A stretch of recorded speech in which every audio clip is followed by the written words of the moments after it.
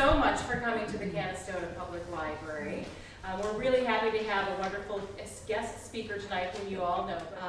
So without any further ado, the man that needs no introduction, our very own Mr. Magnificent Joe DeGiorgio. Whoa, Joe!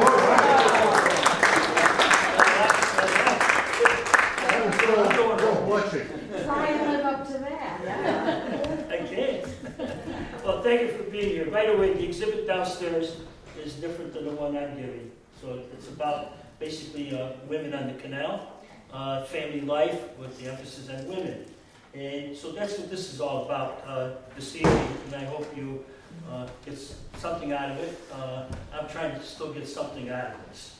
Okay, I was telling my good friend here, Walt, that last Saturday evening, and I'll tell everybody this, I had a pause in my, what happened was I went to go reviewing what I did working on this for a few weeks, and it all disappeared. And so I panicked, and I don't pray very often, but I started praying, and I never found it. And so woke up early on Sunday morning, and I should have been in church instead, but I worked all day Sunday, so I'll get to this. And I put it together anyway, so I knew what I wanted to do, so here we go. Okay, if you look at the very first slide we have here, folks, now a lot of this information is taken from old sources. For instance, this is a colorized slide from Harper's Weekly back in 1873. And so a lot of what we're talking about here is going to be of that era or beyond and some before. And so just so you kind of know it. And so my wife just corrected me on my grammar and that I used in here, but I want you to know I took this out of another paragraph, so it wasn't all mine. Life of women on the canal boats was similar yet different from women who lived in towns along the canal. And I hope you see some of that as we go through here. And the opportunities presented very distinct challenges for them because they were always moving. Canal boats, for the most part, family canal boats, moved 24 hours a day. They had to make money, and they had to get going 24 hours a day, every day, while the canal was open.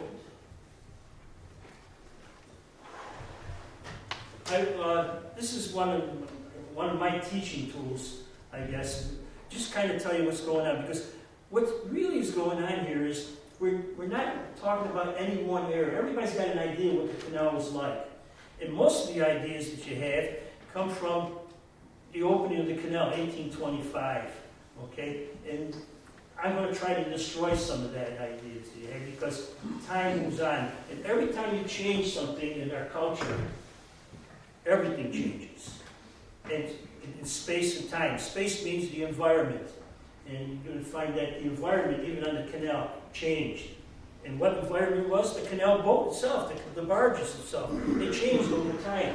And so it's a way of life. And so what happens is we're going to talk about the old Erie Canal, and it's all the way to the barge canal. Okay, now the barge canal is no longer there because now they renamed it. Okay, so it's part of our life, but it's changed all these values and ideas, the American values and canal values. Canal had a different set of values, different sets of ideas, different ways of life. So don't be shocked if I move around somewhat in this. And here's the comparison. We have just, in this particular chart, I'm going to get up. I can't sit down all the time. Okay. One of the basic things is you see the Erie Canal or the Grand Canal. And look at the size of a boat, for instance. Now, the maximum size of the old Erie Canal was 75-ton boat. Actually, the original ones were 30 tons, meaning they could hold 30 tons of grain, for instance. Okay. Now, as time moved on, we enlarged the canal. So culture is going to change in that enlargement. And what's going to happen there is now we're going to get a boat which is a lot larger. Okay? And it's going to hold between 240 and 250 tons. That's quite a change. None of these changes happened overnight. And then we move on to the barge canal. Now you're talking about 2,000-ton boats. So culture, life is going to change all along the line. Now, if you take a walk down through our canal path here, Canastota, you're going to see this particular slide there. So I copied this slide with the camera and said, okay, that's a good start for me. So here we are. You're raising a family on the canal, and it was a rough life. But it was a good life, too, for a lot of people. Now, daily tasks were very difficult because the space was small. Now, we've got to remember, some of the spaces are small, but over time, the space is going to get larger. Okay? So maybe it's not going to be as tough. Oh, then again, maybe it's going to be a whole different set of circumstances that they're going to have to apply here. And one of the children often got in the way in the boats. You can imagine that. And here we are. It's not easy to travel with young children. Now, there was a study done in 1921 by the federal government. And what they were trying to do is to check about child labor. And in this, they interviewed different people. And they went through 3 different canal systems. One was the Lehigh, down in the Pennsylvania area. And the other was the Chesapeake, Ohio Canal. And they interviewed various people. And one of the big questions was, what about children? Okay? The death toll is going to amaze you. Okay? Kids drowned constantly. Some families, there was one mother who had 14 children, and she lost 8 of them. And not by childbirth. She lost 8 in the conversation. For drowning, explosions on the canal, it was dangerous for children to be there. But we never know that. Now, one reason why we don't know a lot about social things is because the artifacts and records don't show it. They just tell you about, oh, well, it's the economics, it's the physical parts of it. They don't tell you about the social parts of it. So you have to really dig to find out what the social parts are. So here we see children, and one of the things I have up here is the chain was often used, and why? Now people say they rope the kids there, but they use a chain. Now, I got a quick question for you. Why a chain and not necessarily a rope? A lot of times they put chains on rather than the rope, but they also use the rope. Why a chain? Chains can't be untied. It's what, sir? Chains cannot be untied. Chains cannot be untied for one. That's good for you. You come at the head of the class. Maybe the rope would tend to float back up, whereas the chain would not. Oh, the chain would not. But the chain's not going to be long enough for it to go for them to go overboard. It's not going to be over. But the reason for the chain is you can hear what's happening. So the kid's moving around. Wait a minute, where are you now? You know. So they had a purpose, and everything was for that particular person to save the kid. And there you see one of those pike poles, all right, picking out a kid. Now, a lot of this information, for instance, that particular thing came out of probably Harper's Weekly. Okay, so we see that people were concerned about the canal, and we're reporting about it at this particular time. But kids were losing their lives. Kids were getting hurt, injured for life somehow. Okay, all because of the canal. Now, what did they do on the canal is they provided entertainment for the kids. They put up swings in the cabin. They improvised. They keep the little child going, because once a child reaches about 6 years old, okay, he's a worker. She's a worker. And the family is going to be dependent upon, all of them are going to be very dependent upon each other. I love Family Circus. It's the only part of the comics I read every Sunday, and because it always tells you something about life and about children. And things were no different then than they are now. And in this Family Circus thing here, they said, look, we bought all those educational toys, and what are they doing? They're playing in a box. And well, I bet you we all can remember doing that, right? What was better, getting the blanket off my mother and father's bed and building a tent out in the back, right? Okay, but that's what happened. And the kids at the very bottom there, and the very bottom, and what you see there is they're playing with a couple chicks. Okay, hey, that would already do anything else. But they're going to entertain themselves, and that was part of family life. They entertained themselves. Something's missing in this picture from our topic. What is it?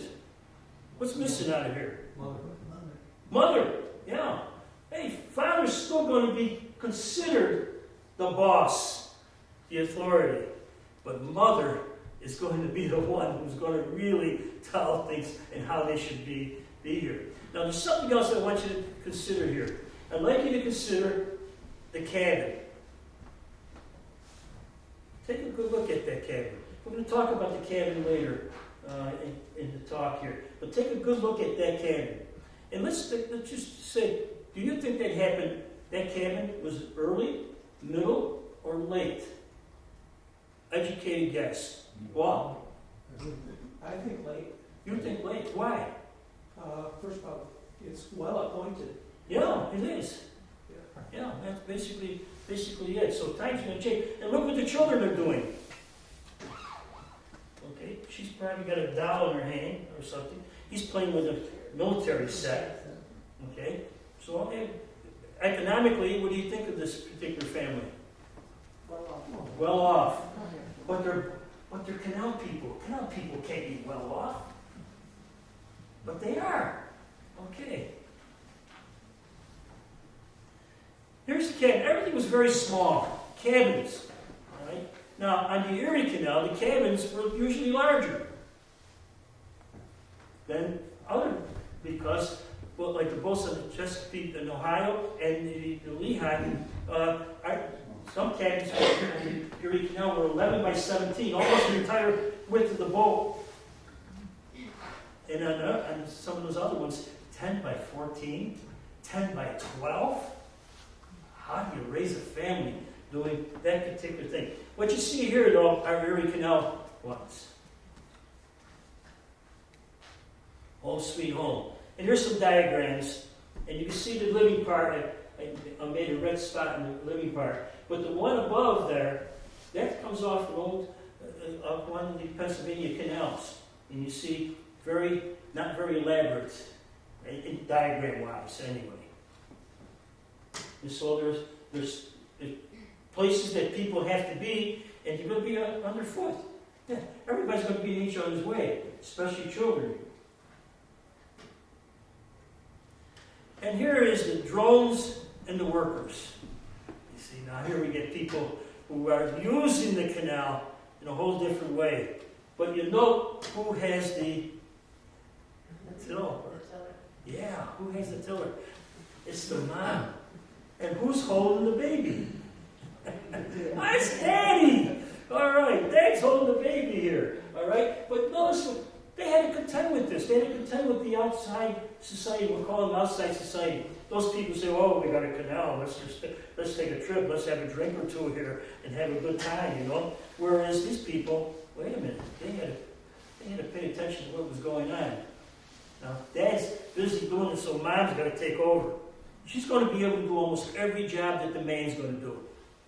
But you know, like in that study that was done in 1921, and the census that were done in 1921, you know how they said it? They said, hey, you know, it's a man's world, so therefore everything was measured in what the man did. All work was by man hours, not by the women. Tells you something about the times, but that's the way they reported it. The other way they reported it at the time was, in the census reports, you see native whites. What did he mean by a native white? Okay, well, what they really meant by native white was not the races of people and so forth. They meant, native white meant, hey, those Irish, they're not native whites. That's what they really meant. In other words, the immigrant come across here. Now, I'm just going to throw one fact out here. Women were scarce when the canal first started. It was basically all men. There would be women available, yes, obviously, all right? But there's not going to be that many women on the canal. It wasn't until 1850s, because of the Irish famine, that large groups of women are going to be coming over. Now, culture is going to change. women change everything all the time, you know that. Okay. And so here we have, usually the boat was a family run. The captain, his wife, and their children did all the work. And you can see them going along the horse bridge or the mule bridge, coming across there, and then one slide there. You see that little boy there, he's no more than 7 years old. And there he is, he's on the towpath. All right, it's about time you learn something. He's not going to be there at night. I mean, they're going to be good. These people are going to be good parents, but nevertheless, they have to.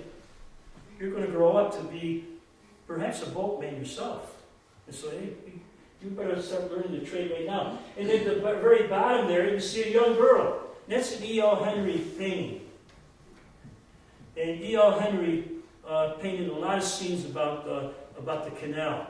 But that's a true scene. He's got sketches. I got ideas on how he sketched all that out, and he had to study what was going on. Hey, here's a young girl. She's barefooted. What does she have there? Okay, trying to keep the flies off and so forth from the mules. And there in the middle picture, you see a family. And look at the laundry. Guess who did the laundry? No, not the man.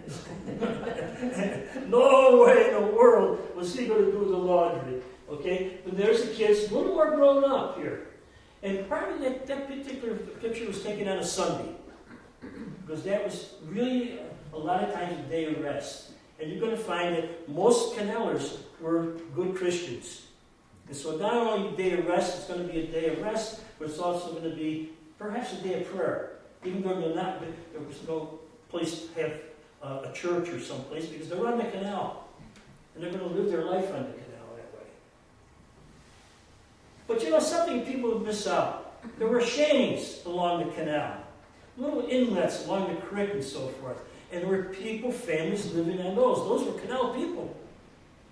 And here we see two particular shanties. They're nothing but a houseboat, but not necessarily moving. I'm sorry?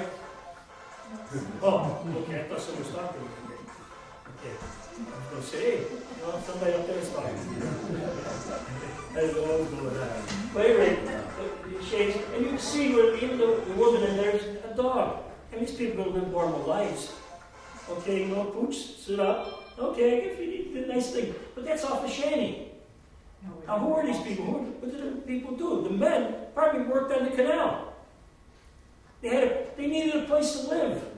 It was free. I'm living off a creek, so a little inlet someplace. Okay? But do you find that in the normal textbooks or history books? No. You don't find those social things.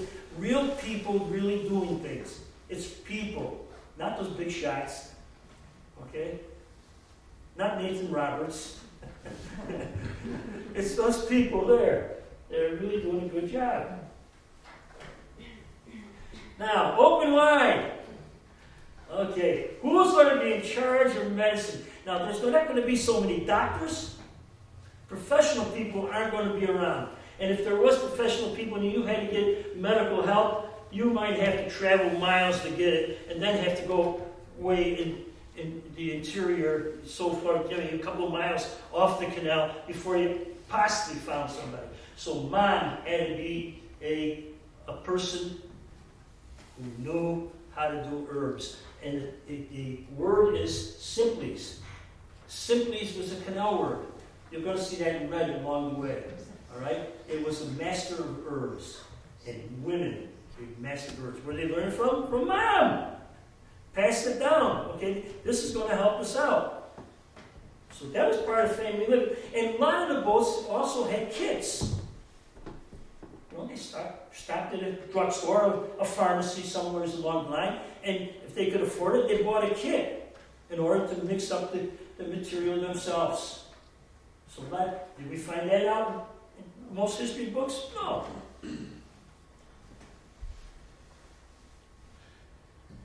And of course, one place where you're going to get all this is the general store. You could not wait. Women could not wait to get to the general store. And so did the men at the time. The one you see where it says Canastota above it, they come off the screen, yeah? Okay? That was right across the street from where the museum is right now. Okay? Okay, and in that, you could buy almost everything. Groceries, whiskey. Now, let's face it, they bought whiskey. Okay, salted mackerel. There's mackerel up there. And we talked about that like a few weeks back. Okay, clothing, sewing tools, medicines. There are medicines again. Okay, pots and pans and shoes and clothing, fresh fruits and vegetables, also fresh water. You know, there was a lot. You see a slide there later. Oh no, it's in my mind. It's one I didn't repeat. But the fresh water, by the roll it on.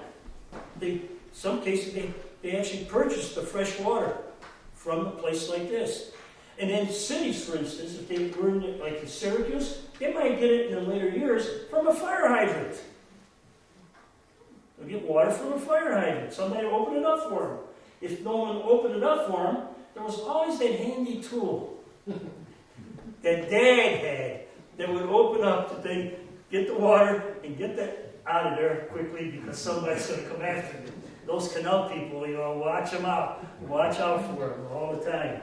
So there we are, and there's a general store down below. And you notice if you look very closely, there's women down there. They couldn't wait to get to a general store.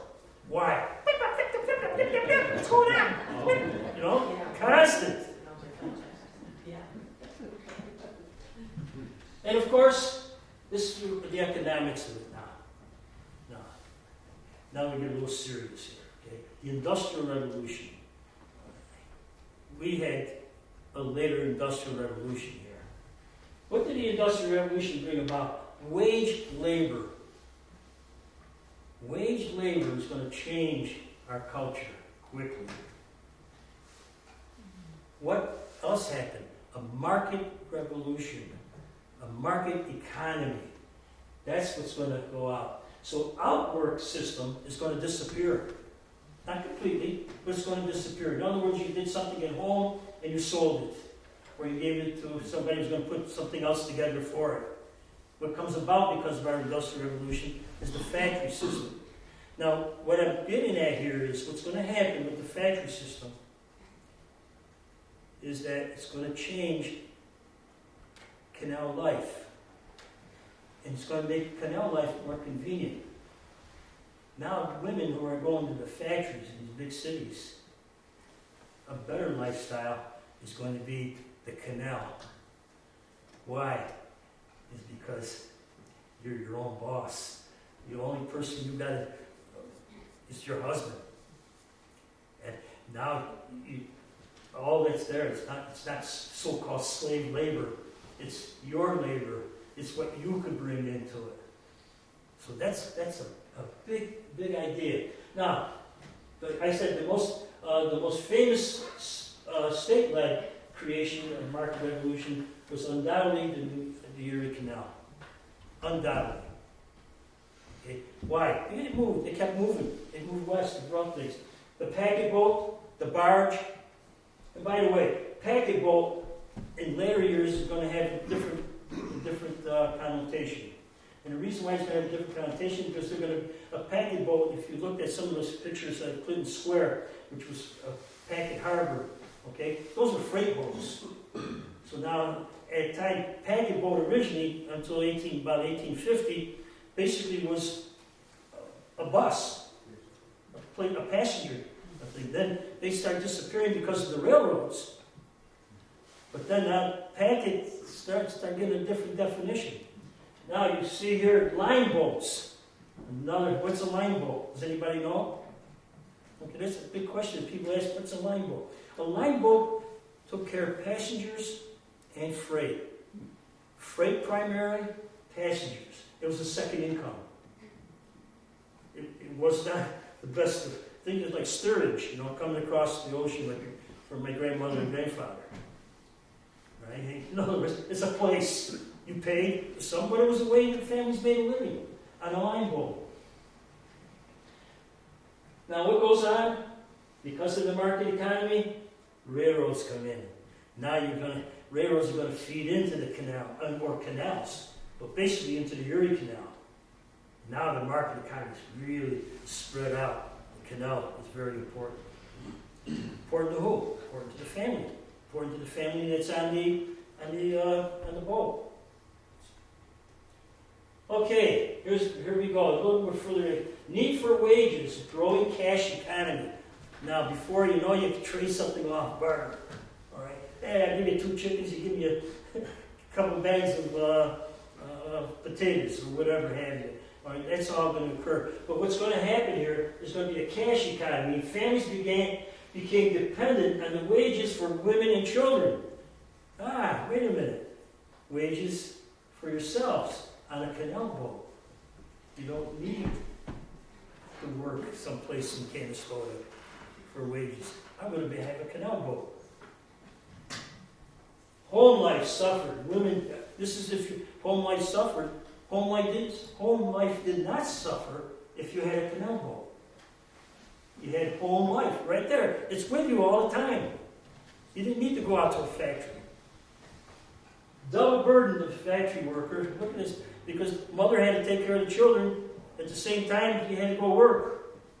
You had to do all that. Hey, that's all condensed into a canal boat. And here we see a mixed team towing boats. And you notice it's towing how many boats? 3. It's towing 3 boats. Yeah. And it might have been only one owner. And it might have been only one family. The more boats you had as time went on, the more secure you were, the more economically secure you were.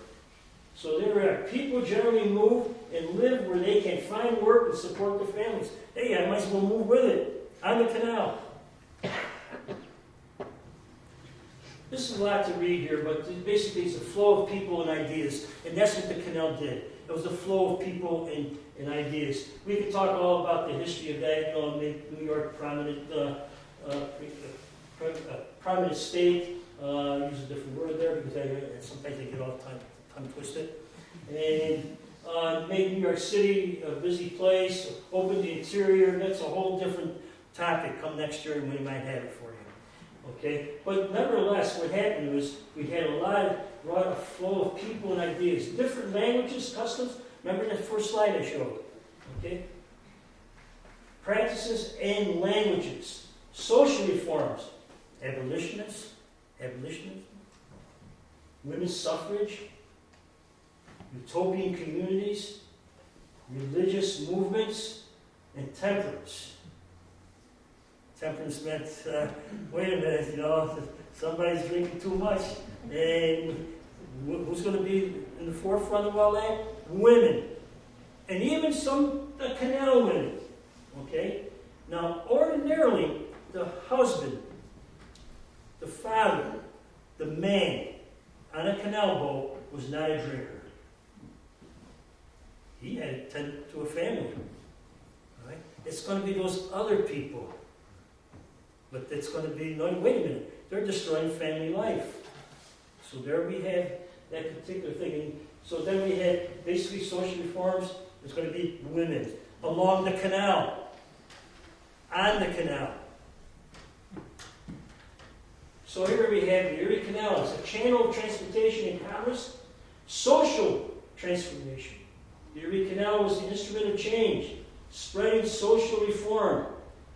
Innovation, ideas, reached people more quickly. Holy mackerel, what's going on? Oh.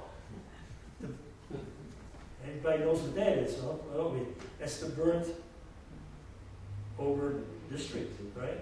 And it was basically a change, mostly beliefs. There's your belief systems going in there. Everything from the Adventists, to the Mormons, to the Millerites, to the Fox sisters. We're not going to explain all that to you tonight, but there it was. There was different ways of people believing in that. And you notice, a lot of people just think that was in the western part of the state. But you notice that our particular county, it was part of the burnt over district. Okay? Where a lot of reforms were taking place. Why? The canal. It brought those changes. Education. Education was seasonal. And here we see in the very first slide, it was December through March. You wintered in cities, except if you were maybe from Canastota, you might have had a residence here. So you wintered here. But that's when the kids mostly got their education, was during when the canal was closed down. Whatever education they could get. So there you see the first one here, they're all wrapped up. They're at in New York's, the New York port. In New York or in New Jersey, I'm not too sure where the picture was taken. Or Staten Island, someplace. That's where they wintered. Hundreds of boats would winter together. You see it, the one above there? There's Mom. What's Mom doing? Mom's teaching. All right? These canal people were not ignorant. Some of them might, I want more education. Okay? And we should do it. Oh, yeah, she might have had a slate board. But she also had the picture there you see is the Bible, the New Testament. So that was important. And then you see when they stopped at places, and there were several boats that stopped in one particular time, okay, for various purposes. Maybe the canal was closed down or something. The children got together, and there was always somebody going to do some teaching. Okay, kids, line up. There we are. Basically, ropes. This is what you're going to learn today. All right? You're going to wave a stick around. All right? Notice he's got a stick. Or it could be on the canal with just a couple kids from maybe two different boats. Might have been in Canastota for all you know. And there is somebody reading to them. Probably the local librarian out of Canastota. Okay. Now here's winter, and winter even in Canastota. And we see, if you were lucky enough to be near a school building down in New York, for instance, you might jump from one place to another. It was a floating sidewalk. And kids would take advantage of it if they came. For the most part, though, they did not. Why? Hey, they're going to go someplace I'm not being able to keep track of. And a lot of times, some of these boats actually moved because they were actually doing work during the winter. And so when the kid came back from school, the boat was not in the same place. It was someplace else. Well, you better learn how to cope, you guys, okay? And then we got worried about it. So over here we see on what side here? Okay, on your left you see Buffalo, and on your right you see New York City. Then at the bottom you see Canastota. Notice how many boats wintered in Canastota. Not one, not two, not three, not four. It could have been up to 10. Right? Some of those people were residents here. They owned the residence, or they stayed with an extended family.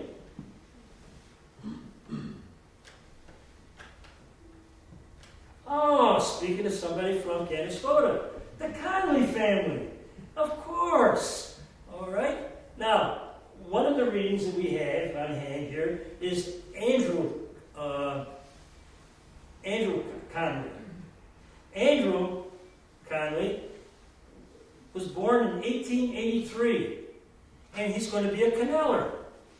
Now, 1883, there you see, then in one of the faded out picture, that was from a glass negative, okay, that's the best we could do on that, but that's on the Willie G. Fox, they named their boat. And there you see the two of them, if you look at it very closely, you'll see Mamie Conley, and there she is in the middle of their parents, and you'll see, did I say Andrew? I meant to say Walter, I apologize.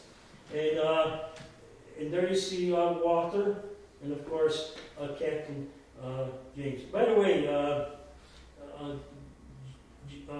Captain James, but somebody in the family is going to become a judge. Right, so they would get an education. Now they were when they were earlier, they were on the boat. They had to be, but when they got older, they did not go with Dad. Only in the summers, because the Conley family was transporting salt. and then transporting salt from Salve, for instance, they went all the way down to Philadelphia 4 times during the summer, and the kids could not wait. According to young Canal, who wrote all of his beliefs and his ways of life that he had on the canal about mom and dad and all that. But there they are. And there wasn't all that one, Joan. I heard it. Get me money. Okay. And there they were delivering salt, and there this goes along Salt Road in Salve. They pick up the salt and go. Now, salt was very important to the canal, to making money. Salt was important for a lot of different things, not just preserving meat and so forth. Salt was important for gunpowder. It was for a lot of different items. So this was what they carried during the summer months, 4 times during the summer months. And the kids couldn't wait because they had a good time. And of course, as they were going down, now they're going to go all the way across, and they're going to get to Troy, and then eventually they're going to get on the Hudson River. The Hudson River is not going to be pulled by mules. Right? These weren't steamers that the colonies owned, not at that time. And they're going all the way down the Hudson. And this was a pleasure, because now there's no work to be done. You're being pulled by a steamer, by a tug, by a wheeler. All right? It might be 100 boats being towed all the way down the Hudson. And there's going to be some good times there. But, you know what? Before you got to Poughkeepsie, you had fresh water. It wasn't salt water. So what's Mom going to do? She's going to wash clothes. And there she is, washing clothes. That's her job. Okay, she's going to wash clothes. Hey, if it's winter, spring, and they're down in New York City, she's going to do some spring cleaning. And that's what the top picture is. This is a cabin, and so here's one job that Mom had aboard. Okay, all through the canal basically came to a stop, so they wouldn't run into each other. That was the rule. And so at 7 a.m. to 1 p.m., they followed that timetable. Everybody followed that timetable, unless you were a maverick. You know, break the rule. Okay? Between 1 and 7 p.m., this is another rule changing. So look, all day long, they're doing it. Now, what's Mom's job in that? Mom's job is to fix the meals. Fix the meals for whom? For the family. Fix the meals for the hired help. Because there was hired help on many of these boats. So, breakfast is at 6:30 and 7:30. Without a doubt. Breakfast, dinner is 12:30 and 1:30. Without a doubt. Supper, 6:30 to 7:30. Without a doubt. Whose job was it? She gets out and blows the horn, like the one we have in the museum. I was going to take it here, but I didn't want to. You know what that sounds like. A couple of our volunteers are here, and occasionally I get blowing my own horn, like I'm doing right now. Okay, so there she is. She gets out of the cabin area, blow the horn. Now, hired help going to come into the cabin? Not necessarily. No. They're going to be fed on top. And sometimes the stoves were right on deck. What kind of boat usually? Sometimes a line boat. Passenger and freight. Here we go. You're going to go to school. No, hey, wait a minute. If you were lucky enough, like the Conley family, okay, once they got older, Dad didn't take them with them, you're going to go to school. That's why maybe, one of them's going to become a lawyer or a judge, they're going to get a decent education. Okay, but not all the kids are going to get. Mrs. Mary Schroeder, recall, we went about 2 months. She's a Canal lady, a child at the time. She's recalling here the interview. You didn't get no education. I remember now. She's speaking, not me. But sometimes I speak that way. Okay, she didn't get no education nor nothing in those days. nowadays the kids need education and don't want it. Boy, isn't something true. Right? We wanted it and didn't get it. We were glad to get to school. But about the time we thought we were learning, we were taken out. We didn't catch up. And how could you catch up? Now, a lot of these kids in interviews said we were embarrassed because when we went back to school, I should be in 8th grade. They put me with a 4th grader because that's all I could do. You're at 4th grade level. You know how those teachers are. You know, they like to track these kids. You know? And there they are. That's an actual schoolroom on the top in Canastota, at Chapel Street in Canastota. And there you see the town of Lenox. And in the town of Lenox, we had various one-room schoolhouses, one in Whitelaw. I don't have the Whitelaw picture up there, do I? No, yes, I do. The middle one, this real small one. And of course, Canastota built new schools, and there you see it down, so you've got a decent education. All right, what about family life? You know, here we are. Ceremonies took place along on the canal. People got married on a canal boat. Okay? Hey, here comes the minister. Okay. Here you are. There you see a wedding taking place on a canal boat. Here you see the picture again, and the one I put up again. And one of our members, Elsie, donated this picture to her. It's her family, to be her grandmother and grandfather, with 2 kids that were growing up. On a canal boat, that picture's taken in Canastota.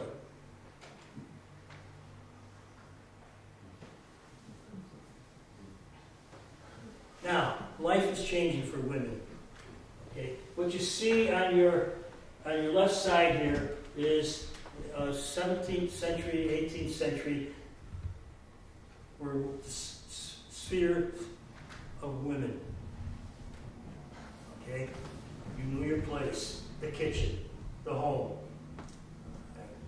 The man, he knew his place. Private, public. Hey, lady, you're not to be public. You're to be only private, okay? You do everything your husband say. Well, times have changed.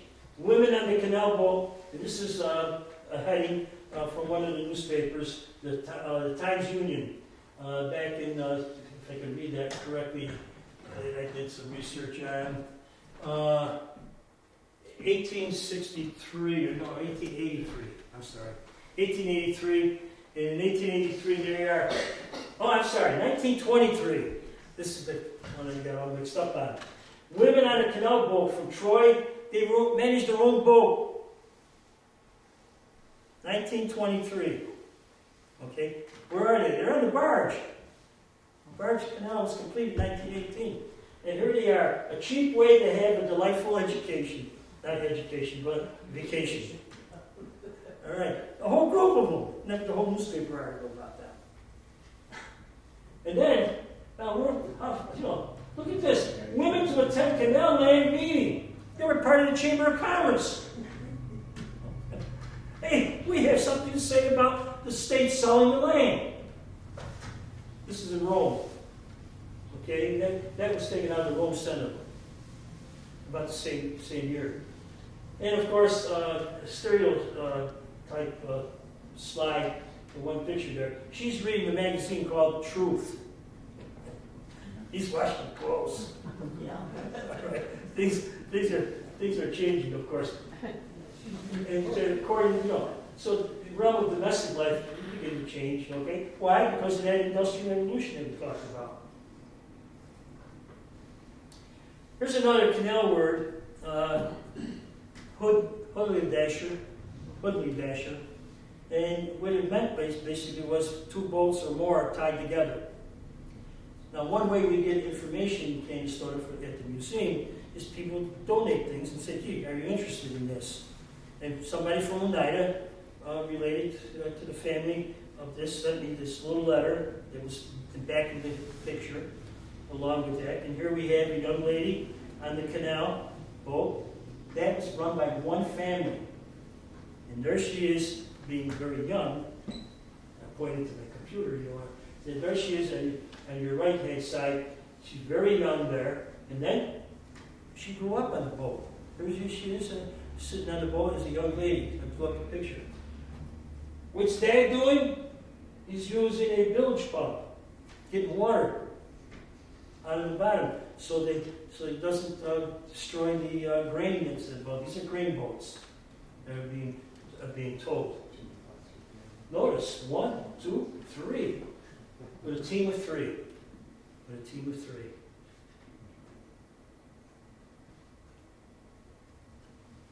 Oh, here we go. You know who that is, don't you, Bob?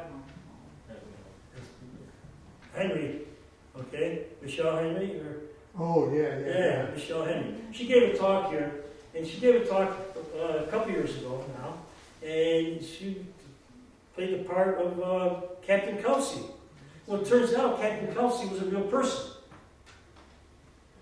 And she played the part of Captain Kelsey because Captain Kelsey passed away, and a woman had to take over. Because you couldn't get through the locks. A boat, a woman getting through the locks here. So she had to dress like a man. So that was a real story. That was a real story. Okay? And look at above here. I found that in the Evening Star, and that's how it's connected.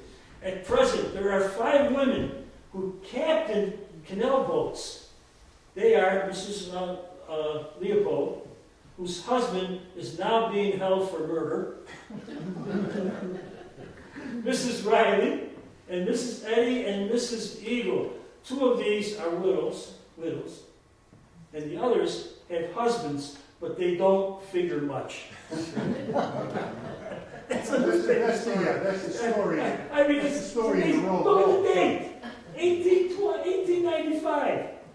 And then there's one down below, the Courier, in 1890 here.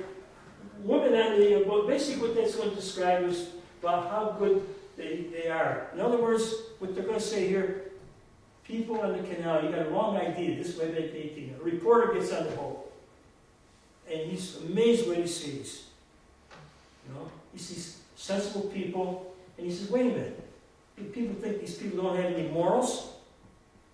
They're great. They bring up their children great. They're great people. And it's starting to be published in the papers. Hey, society, you got the wrong idea about these canal people.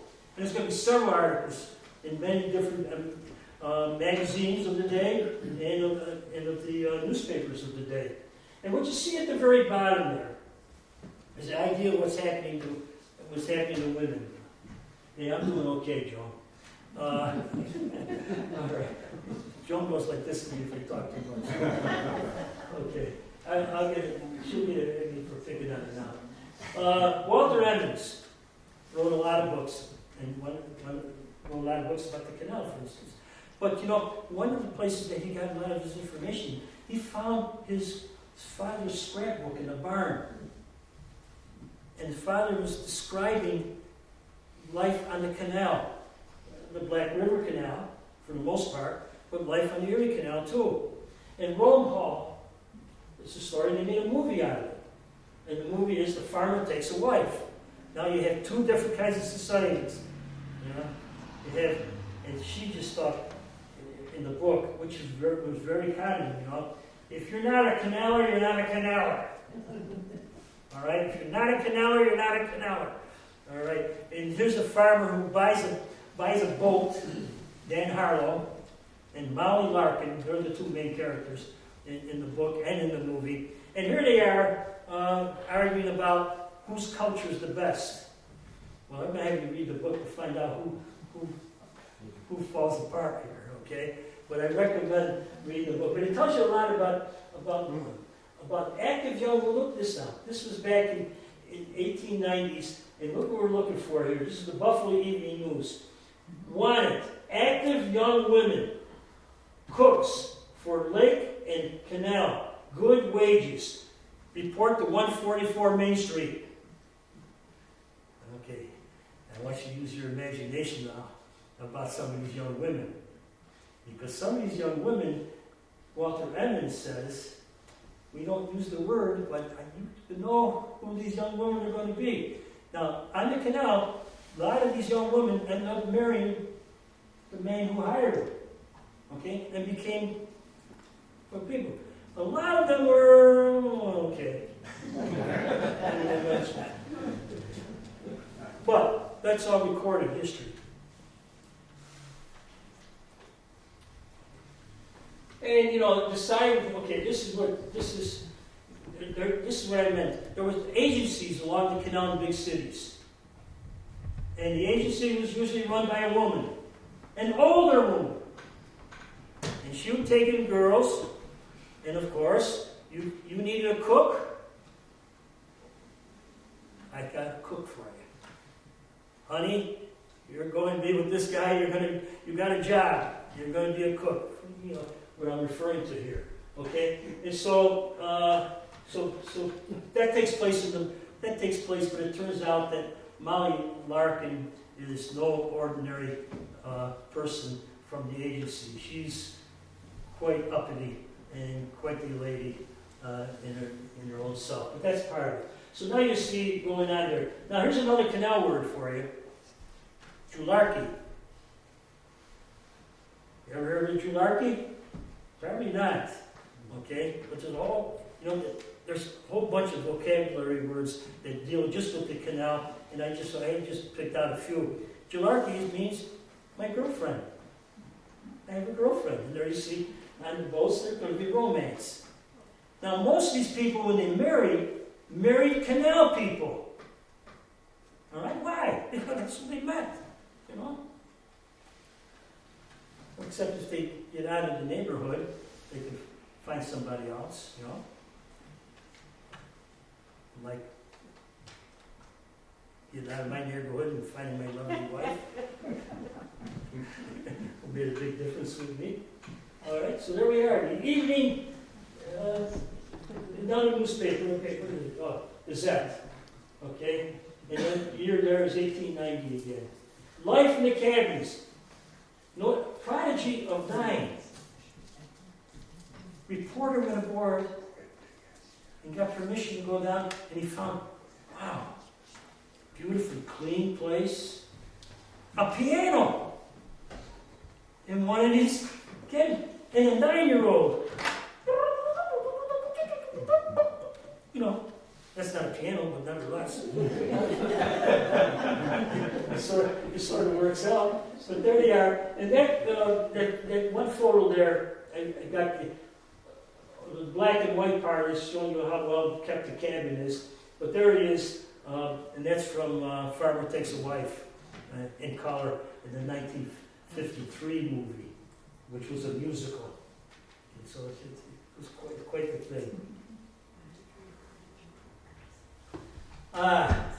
Here we are, the famous 3 women from Seneca Falls.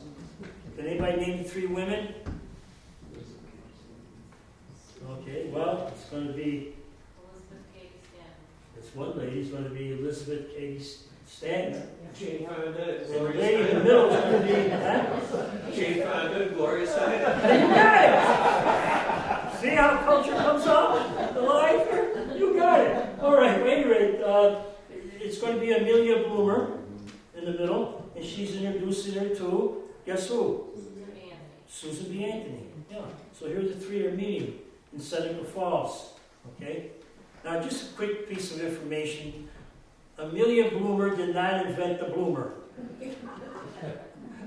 It was already there. She put it out, but a lady by the name of from Peterborough, Elizabeth Smith Miller. Right? Am I right, Nick, John? Yeah. Elizabeth Smith Miller. But she's the one who's going to make it famous, of course.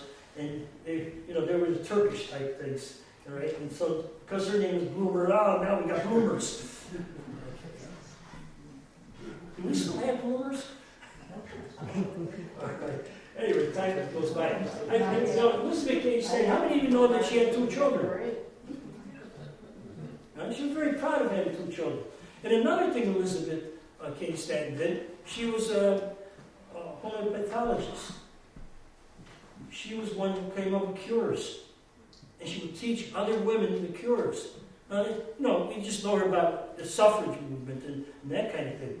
But multifaceted, women were multifaceted people, still are. But I'm saying, but these people, these are people, not canalers, but along the canal. And they would have respect for those people on the canal too. So these are people along the canal. But look at the, back in 1875, on the Daily Graphic, New York paper, Mrs.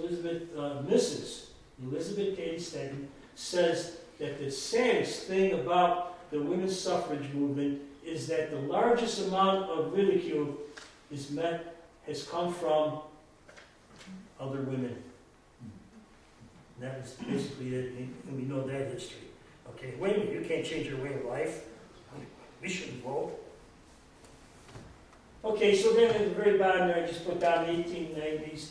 Again, goes along with the economics that we talked about. Women and women's organizations worked to gain the right to vote. They also worked broad-based economic and political equality and social reforms. And look how many people were actually employed now. Women start being employed outside the house. Between 1880 and 1910, women employed in the United States increased from 2.6 million to 7.8 million. What were they employed as? Excuse me? What were they employed as? I'm What were they employed as? factory work, I thought they didn't do factory work all until kinds of work. World War II. Well, yeah, World War II was changing all this. This is very, I'm only going basically to the 20s, but you see in a little while I'm going to go to the 40s just momentarily. Okay. Thank you for that. Okay, women like to gather, to gossip and so forth. And a street below, now we're in New Jersey, okay? And we're on the Morris Canal. But canals were basically the same period of time. We were talking about the marketplace. Okay, and they're gathered the canal men, canal women, canal girls, canal mules. And notice how they spell groceries. I didn't spell it. I don't know.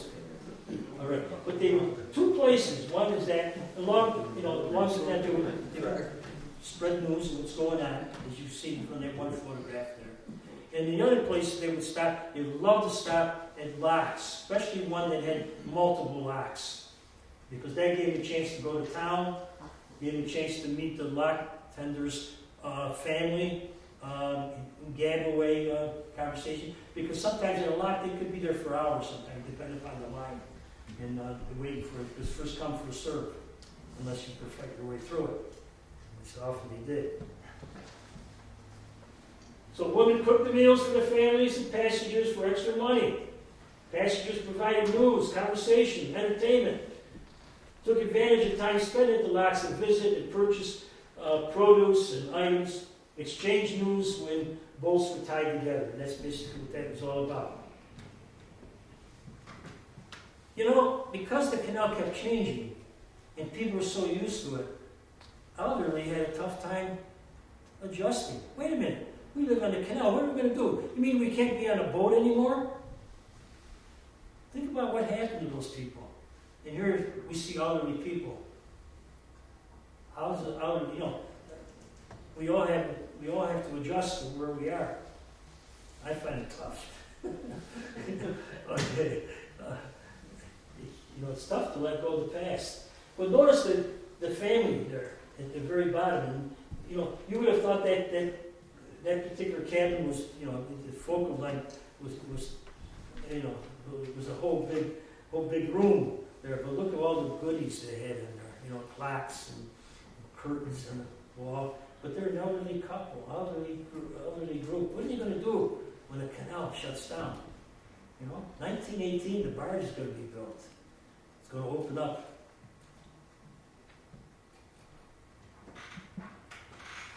It was nice going, here's the women who waltzed overboard. I thought this would be a good story. Here we see the captain they were going down, true story, and the captain's going down and they're celebrating, they're on the Hudson River being pulled quite rapidly. Okay, and so as they're going down the canal, they're having you can entertain yourself. Now, somebody else is pulling us. I don't need to do anything. I know where we're going and all that. So the captain, the story is dancing. Well, the dance will fall apart. But anyway, they're dancing. And so as they're dancing around, okay, they hear all the commotion. Somebody's playing the old squeeze box. Somebody's got the fiddle. There's a big commotion on. So two sisters get up there, the wife and her sister, because they know some of these were extended families aboard, and they start waltzing. And they got too close to the edge. And they both fell overboard. Well, panic goes. You can't stop the boat because you're being pulled. You're one of several boats that are being pulled. You're going to get the pole pike out, and you're going to try to get them. You can't get them. They're full dress, period dress. Boom, loss of life. And this is what happened. Sad story. Friday morning, we published a brief account of the drowning of two women from the Canal boat near Cornwall while waltzing on deck. Waltzing on deck. Wow. All kinds of stories. You can go on and on. Life changes. The Erie Canal becomes the barge canal. No longer mules. Now you're pulling boats. 2,000-ton boats. And it's being pulled by a tug. And you got 3 boats. Now, what's that family going to do? They're going to work for a company. They're going to be paid for their boat if they did have. In the picture you see up above there, you're about to be lucky to own one of those boats, but now the company's paying you for the use of your boat. They're leasing it. And you're going to be the captain of that boat. Or if you got 2 boats, you're going to be the captain of the boat. Do you still have your family along with you? Probably not. Your family's now ashore. They're doing something else. Life has changed. You're going to, after work on the canal, after several days, you're going to join your family again someplace. The Barge Canal, New York, the big 3 canals that I named earlier. Okay, the Erie Canal obviously becomes the Barge Canal. And then we had the Lehigh, and then we have the C&O, Chesapeake, Ohio. Okay, back in the 1920s, they're still pulling by mule. New York revolutionizes steam, diesel, you name it. It's going to pull these large boats. Life is going to change. Life didn't change so fast on the Champlain Canal, and we're still producing materials like one you think use grain, for instance, that you see in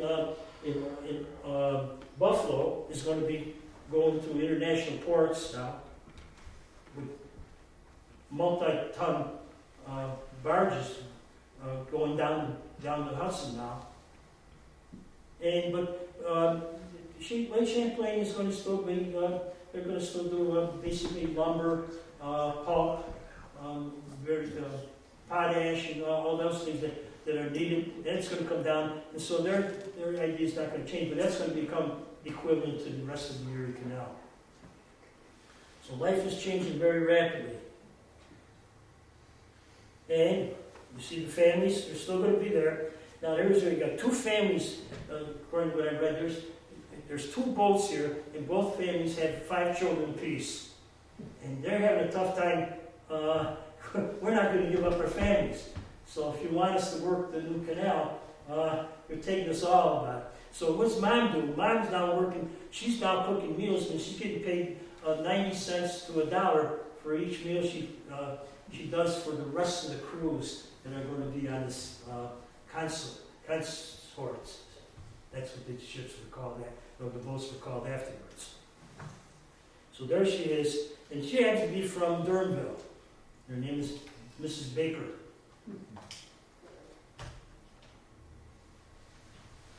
Well, the barge canal had to be built, and I had to put this in here because the Irish helped build the most difficult parts of the Erie Canal. But we had a whole new immigration movement come in. And then comes in the Italian. Okay? The Italian is going to become part of the new canal system. People don't know that. Well, some people don't know it. here we are. They're going to be the laborers. They're going to build the barge canal. The Italians, and here they are. And there's an Italian family. Now, is she going to be on the canal? No, she's going to be in Canastota. She might be working for somebody, but she's going to take care of the children. She might be on the muck. You know, they all didn't work on the railroad. You know, the canal started being, the barge canal. The barge canal started being built in 1906. Monies were starting to be appropriated in 1905. It took all those years to build the barge canal. That changed life in Canastota, because we had several boat people here. You know, the Connelly's home, when he starts off with his conversation, the Connelly says, Mom and Dad own 2 boats. And the next time in this big conversation we hear about is the meals that Mom is fixing for everybody. You saw the slide. And then the next conversation we had is Mom at the end of the thing, she's washing clothes. But life has changed. The canal is going to be, the last canal boat to come by Canastota was 1923. And it just closed down. But there we see my grandfather, no, that's not okay. And there's 1941. There were still people, families on the canal. And here are the 3 negatives that were reproduced. 4 negatives that were reproduced. And this one here, the one up top, you see the boats being pushing an oil tanker at Waterford. Here, life has changed. You know, very few women on the canal now, very few families, if any, sometimes. And you can see why. Things are different on the barge canal. And there you see, these are all pictures of the barge. And there's some pretty tough looking characters there. You know? Maybe they're probably good people. But life changed. And ladies and gentlemen, with that is the end.